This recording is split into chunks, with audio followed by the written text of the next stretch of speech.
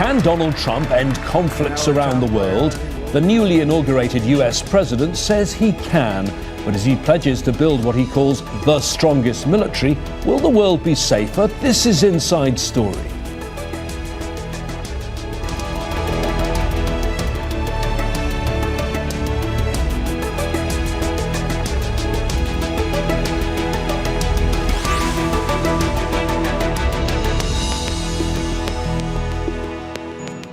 Hello again, I'm James Bays in Washington, D.C. Since his inauguration, President Trump has been receiving messages of congratulations from leaders all around the world. But what's not evident in those public statements is a real sense of trepidation, not only from the US's adversaries, but also from some of its closest allies. That's because they know how President Trump works. That's what concerns them. He is transactional and unpredictable. So what can we expect from Trump's foreign policy over the next 4 years? We'll discuss it all with our panel of guests in a moment, but first this report from Katia Lopez-Hodoyan. Donald Trump starts his second term with the U.S. heavily invested in two major foreign wars. He's repeatedly said both will end on his watch. My proudest legacy will be that of a peacemaker and unifier. That's what I want to be, a peacemaker and a unifier. Perhaps his biggest challenge will be the ceasefire in Gaza between Israel and Hamas, a deal he took credit for securing, which is largely holding. This, as well as tensions in the occupied West Bank, where Trump lifted sanctions against Israeli settlers despite a surge in violence against Palestinians. His Secretary of State, Marco Rubio, has repeatedly reaffirmed Washington's steadfast support for Israel. They have to defend their national security and their national interest, as I pointed out in my opening statement. Nearly 3 years after Russia invaded Ukraine, President Trump has threatened Russia with taxes, tariffs, and sanctions, unless it reaches a deal to end the war soon. Shortly after Trump was inaugurated, President Vladimir Putin announced that Moscow will strengthen ties with Beijing. And across Europe, there's concern Trump will unravel the NATO defense alliance. Addressing global leaders at the World Economic Forum, Ukraine's president questioned U.S. commitments to Western allies. Washington does not believe Europe can bring them something that is really substantial. Trump is known as a deal maker and negotiator, and all around, governments are waiting to see how his America First agenda will affect foreign policy, and whether it will help end or fuel global conflicts. Katia Lopez-Hodoyan, Al Jazeera for Inside Story.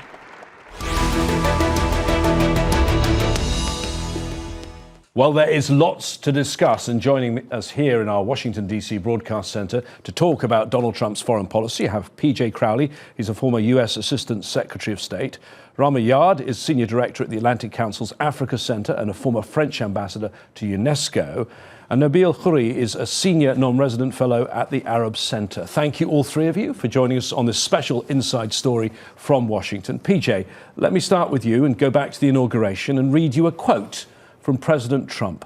We will measure our successes not only by the battles we win, but also by the wars that we end, and perhaps more importantly, the wars we never get into. And then my proudest legacy will be that of a peacemaker and a unifier. Does that match what you saw last time he was president? Well, no, not at all. Now, does a president have that ability? Sure. Does Donald Trump have that focus and that discipline? No. But one has to be a little bit humble here. You know, what Donald Trump ends up achieving in the world is partly up to him, but it's partly up to the world. Every president in this century has been hit by some kind of unexpected global crisis. You know, from 9/11 to the global economic crisis, you know, to the COVID pandemic, to the invasion of Ukraine and the attack on Gaza. So Donald Trump comes into office with lots of ambition and lots of ideas, you know, but what he ends up doing will depend on how the world reacts to in the future. Rama, tell me, how is this moment being seen by his closest allies? They are worried. They are concerned. because what could have been expected, was statements or an attitude against China or Russia, and that's not the case. These two actors remain weirdly silent and discreet. But the allies, the friends, are tongue-tied, if I may say so, especially in Europe, for example, where they are, asking themselves what will happen, what kind of strategy they should roll out, while Canada and Mexico, the closest neighbors, are under pressure. So this is a huge start that is promising for his team, Donald Trump's team, because he's doing what he said. But in the meantime, there is a lot of uncertainty in the international stage. So far from only Kiev and Gaza, the Western world is under uncertainty because this first statement. Nabeel, he talks about peacemaker and unifier. He can he not point to that Gaza ceasefire deal, which came into force just hours before his inauguration? I mean, the deal was on the table for all of last year, and it was only when Donald Trump got involved that it got pushed over the line. I think he can certainly take credit for the ceasefire. There was some kind of a deal between him and Netanyahu that brought this about. However, a ceasefire is not peace. Making peace is a lot harder, is a lot longer. This administration, what we know about Donald Trump and the people he's bringing with him to Washington, is that they prefer commerce and economics over politics and war. Having someone like Elon Musk at his side, there will probably be some economic incentives, ideas of investment, that sort of thing, which is all well and good. However, I suspect that this administration and Trump himself lack the empathy for people who are going through conflict, occupation, and they lack the diplomatic skill to get into conflict resolution in an effective manner. PJ, I would like perhaps to look at the wider chances of Middle East peace in a moment, but sticking with that ceasefire, what are the challenges ahead? It's a very, very fragile situation, obviously. You've got the effort to get aid in, and yet UNRWA, which is the UN body that's the only one that can deliver the aid, looks like it's only got about another week left before it might have to stop operating because Israel is going to ban it. And then will we ever get to phase 2 of this ceasefire deal, given that the finance minister may pull out and Netanyahu will want to keep his coalition going? I think that's a critical element to this. I think we'll get a first hint whenever there's the first face-to-face meeting between Donald Trump and Benjamin Netanyahu early, I expect, in the second term. And what will happen from that, as you said, if what Donald Trump envisions is some kind of grand deal, but if you're going to pursue, for example, normalization of relations between Israel and Saudi Arabia, part of that deal has to be a clear path towards Palestinian statehood, and that will require Benjamin Netanyahu to confront a plan for the day after, which he has steadfastly refused over months, and his governing coalition hangs in the balance. So how hard will Trump push Netanyahu? How much will Netanyahu try to flatter Trump? What's the end result of that? We'll have to wait and see. Rama, this idea of a grand bargain with Israel and Saudi Arabia and then some sort of deal for the Palestinians. I mean, do you think it is realistic? Because, I mean, there are many in Donald Trump's new team who don't seem to support this plan at all. They actually want annexation of the West Bank. And the one thing the Saudis have said is that they want a Palestinian state if they're going to go along with this plan. I think that Donald Trump is facing the principle of reality, because it's something to be on campaign, to speak to your fans.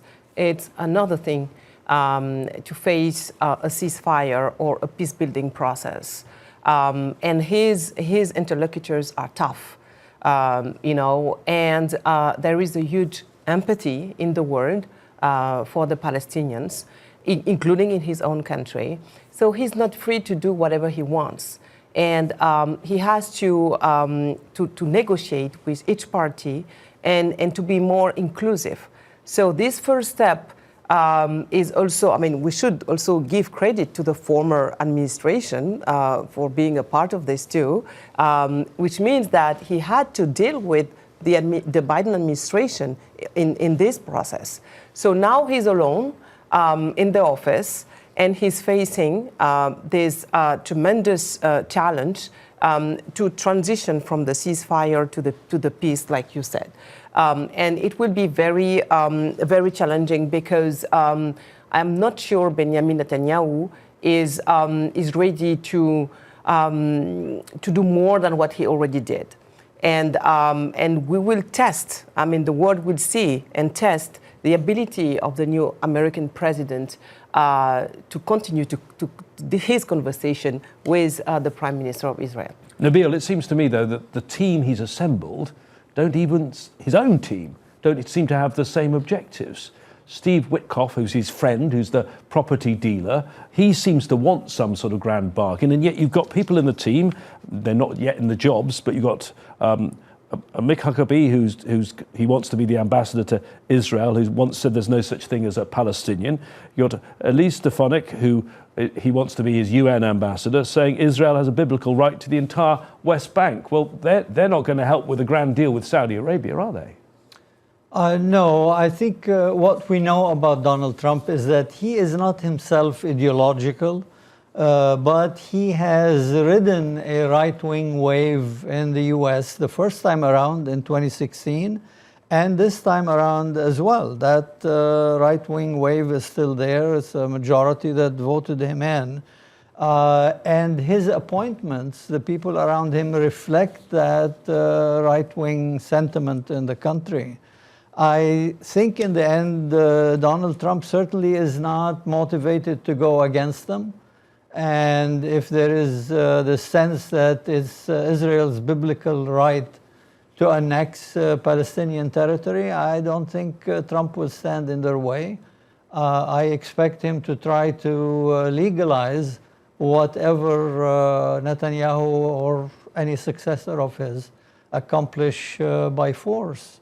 I think deals with Saudi Arabia, again, if Saudi Arabia accepts to join the Abraham Accords, and somehow the question of governance comes up. This administration coming in with things that agree with Israel, the Israeli government, that Hamas cannot be allowed to rule Gaza again. Well, after 15 months of death and destruction, Hamas is still there. If they had somehow were able to pull off a peaceful election, Hamas may well get the confidence of the Palestinians again. So what would they do in that case? PJ, more than 47,000 people killed in Gaza in 15 months. But we have to also acknowledge that it has transformed the regional landscape. You have Hezbollah, you have Hamas, you have Iran weakened, you have the Assad family removed from power in Syria after 54 years. How should the US respond to that, and particularly with Iran?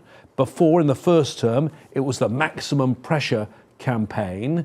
Is that the way forward, or is there an opportunity now to reopen, I know you were involved in it, talks with Iran? Well, there is an opportunity. But you actually need both sides, to negotiate. And the dilemma here is that on both sides, you have hardline, critics, you have others who want to engage.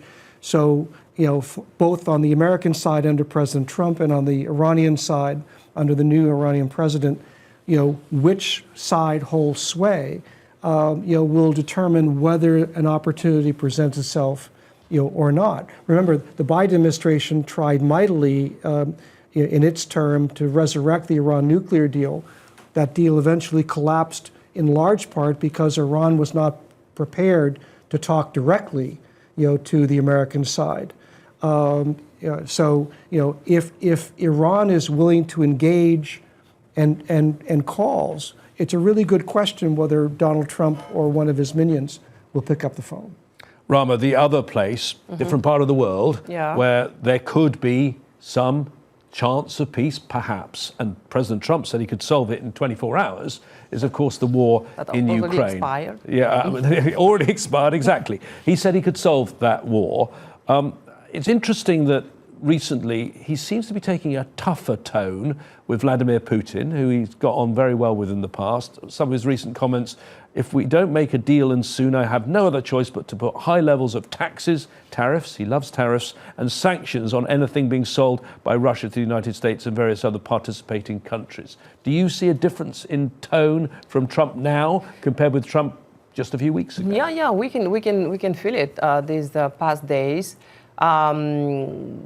But at the end of the day, they will have to sit down and discuss about the end of this war, And Vladimir Putin is one of these strong men he usually likes. So what will be the outcome of such a tough conversation with the Russian president, who is not willing to give up any territory?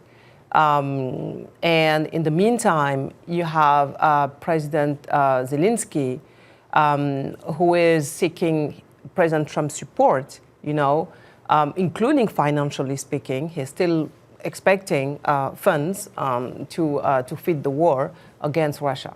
So in the middle of this, the European Union is in a very difficult position because ousted from the table of discussions. So now it's a face-to-face conversation between the Russian president and the American president. And actually, if he gives more time for the negotiations like he's doing right now, I do believe that he's maybe willing to listen to President Zelensky, what he has to say. That's what is pretty different from what he announced in his campaign. Nabeel, would you advise President Trump to get directly involved, to handle the negotiations himself? Because he's had meetings with President Putin. I'd like to know what you think of those. And also, he tried this, did he not, with North Korea? I would not, first of all, advise Donald Trump on any level. But no, I mean, my opinion is that he should not get directly involved. His trip to North Korea and his chumming it up with Kim Jong-un was a very personal thing. He didn't take any Korea experts with him on that trip. And nothing of a specific nature came out of it. His tough words, or seemingly tough words towards Putin, I do not take seriously. I think it's just for show because he's been criticized a lot for having been in Putin's pocket. I predict that Zelensky will be abandoned and that Trump will allow Putin to do whatever he can do and wants to do in Ukraine. And I think Trump wants some financial deal with Putin that we will probably not hear about in public circles. PJ, I think you want to come in on that. I do think that President Trump will help negotiate a ceasefire. That will be the easy part. Then what? He'll probably enjoy the ceasefire, create, say this is the deal of the century, and move on. But where he will stumble, because part of what President Zelensky will absolutely need if he's going to agree to a ceasefire with Russian troops still on Ukrainian territory, is what are the security guarantees that the United States and NATO will provide to Ukraine going forward. And there, reality will come up against Donald Trump's skepticism of alliances in general and NATO in particular, and that's where I think this has the potential to fall apart. Rama, on that, I mean, he was very, very tough on NATO countries and their defence spending last time around, that 2% of GDP. I don't think he quite understood the metric. But, I mean, how worried are they in European capitals that that is going to become an issue again? Because some big countries, like Italy and Canada, for example, that still haven't reached that threshold. European countries are watching very carefully what's going on around Ukraine and this so-called next ceasefire, because it's not only about Ukraine, it's about the conditions of the European security architecture. It's bigger than that, it's larger than that, because first, it was not the first time Russia attacked a European country like Ukraine. He already started this with Crimea a few years ago. So what does it mean? Is he allowed to move forward anytime he wants? That will threaten the European security architecture. That's the first point. The second aspect is NATO, of course, because the transatlantic partnership is based on this NATO solidarity. What is it only a matter of number? In that case, it's not a big deal. Or is it something deeper, reduce the multilateral engagement of the United States? And this is another story, because Europeans will have to face their own security, to organize their own defense system. And I'm not sure the Europeans are ready to do that right now, because they are not united, because each of the most important European countries are in domestic crisis, internal crisis. You know, UK is under pressure. France has no government, stable government. Spain, same. Germany is facing new elections. So there's no strong European interlocutor for Trump. So this is not the right time to make decisions like this from a European perspective. Not to mention the European Commission that is taking decisions like working alone without the states, which is not very appreciated by European public opinions. PJ, if you'd asked me just a few weeks ago what issues we'd be talking about at the start of a Trump presidency, I'm not sure I'd have had on my list UK-Panamanian relations. And yet, in his inauguration speech, he said, we're taking it back, the Panama Canal. This is quite incredible. And is he serious? No. Well, he may well be serious, but let's go back to 2017. He had campaigned on a promise that I'll build a great wall and Mexico will pay for it. That policy didn't survive the first phone call, with the president of Mexico, who said, I can't do that. So there will be a conversation between Donald Trump and his Panamanian counterpart. He'll say the canal is ours, we're not giving it back. And that I think will be the end of it. But I think this is what the world is preparing for, that there's a policy that Donald Trump describes, and then there's a policy that Donald Trump and his administration actually pursues. And there's always a gap between the two. Nabeel, some call this the madman theory, don't they? That, he gets people scared, he's totally unpredictable, they're unsettled by him, and perhaps it works. He can get concessions. What do you, as a professional diplomat, make of that idea? It's a bad idea. It's scary. He may want to scare opponents out there. He scares me, and he scares a lot of professional diplomats. It's a very unprofessional. Could it work, though, occasionally? It might work in some cases with some people. Dealing with, if we circle back to the Middle East, I think, first of all, people made a mistake with him in 2016. They didn't take him at his word. I think he does not respect the Western alliance. He wants the U.S. to go it alone, and I think he means it. He doesn't think the U.S. needs Europe or anybody.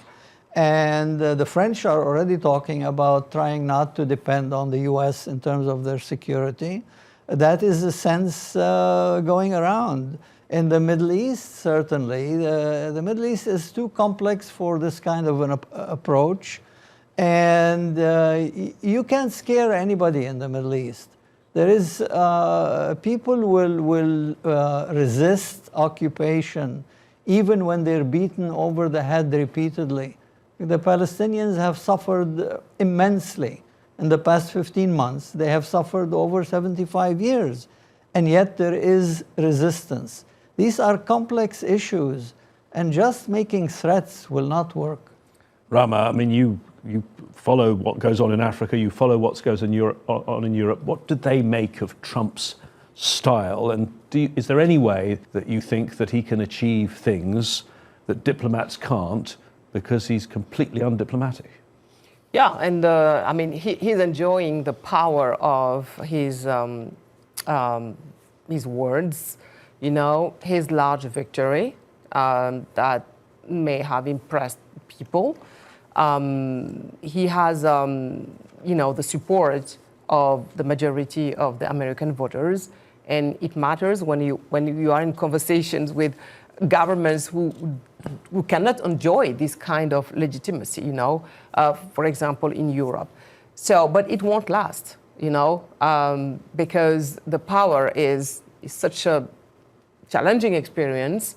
So we'll see what happens then in the domestic front. But the rest of the world, including in Africa, I mean, what I hear is, if it's America first, we can promote Africa first, for example. Yeah. Because we also have PJ, options. very quickly, you worked alongside Hillary Clinton, a much more conventional style of diplomacy. What do you make of the way Trump does things, briefly? Well, you know, this is a second act for Trump. And so, on the one hand, he does understand more about the power of the presidency than he did in his first term. But the world also understands how he acts and is prepared for this. So, for example, you know, he will impose tariffs on China, but China has spent its last 4 years preparing for this moment, and it will respond in kind, and that's going to throw Trump for a loop. So this does cut both ways. Thank you very much indeed to my guests today here in Washington, D.C., PJ Crowley, Rama Yade, and Nabeel Khoury. Extensive coverage of the start of the second Trump presidency continues on Al Jazeera, with analysis too on our website, aljazeera.com. As ever, we'd like to hear from you. Get in touch on Facebook, facebook.com/AJ Inside Story, or message us on X, where we are at AJ Inside Story. From me, James Bays, and all the team in our DC Broadcast Centre, please stay safe and well. Bye-bye for now.